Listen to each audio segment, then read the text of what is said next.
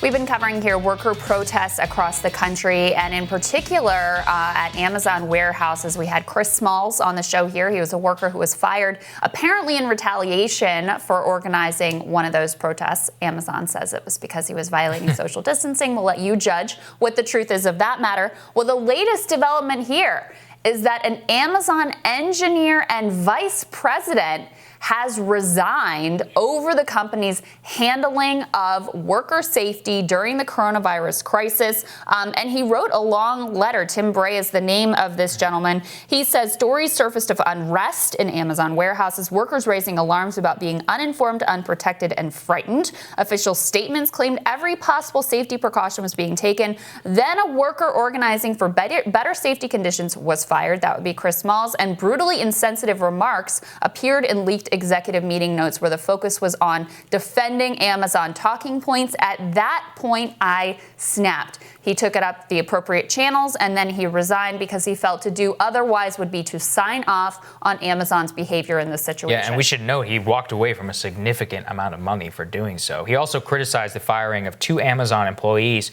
who had circulated an internal petition that called on Amazon to expand sick leave, hazard pay, and childcare for warehouse workers. So he highlighted quite a bit here and went out with a bang. We should know Amazon, they didn't respond to a request to comment to the New York Times and other, they declined to comment on these developments here. But this is terrible publicity for Amazon. I mean, you have a highly paid internal engineer and executive who is walking away from the table saying, I'm disgusted by your treatment of workers here. And they specifically mentioned Chris Smalls, who we had on this show, and who was demonized and vilified in internal leaked emails, saying he was too inarticulate or he's too inarticulate and not smart enough to elevate. Well, this is just going to continue to become an issue because, look, everybody knows Amazon is going gangbusters at this time. They hired 100,000 people. It's one of the only companies positioned in America in order to emerge from this thing way better off than what they entered into. Absolutely. And this is what I've never understood. Why can't you just give the workers, you're like a couple $1 trillion, like you have $1 trillion market cap, right? Like,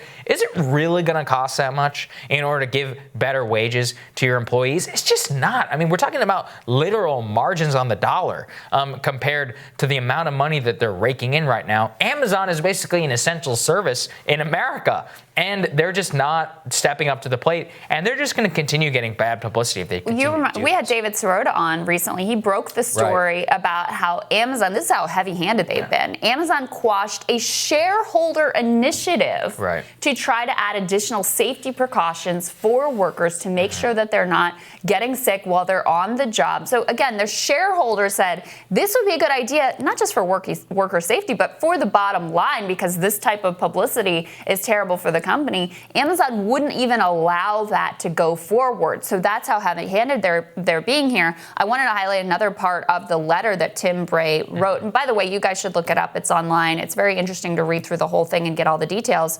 But he says that Amazon's messaging has been urgent, that they are prioritizing this issue of worker safety and putting massive efforts into warehouse safety. I actually believe this, but I believe the worker testimony too. And at the end of the day, the big problem is not the specifics of COVID-19 response. It's that Amazon treats the humans in the warehouses as fungible units of pick and pack potential.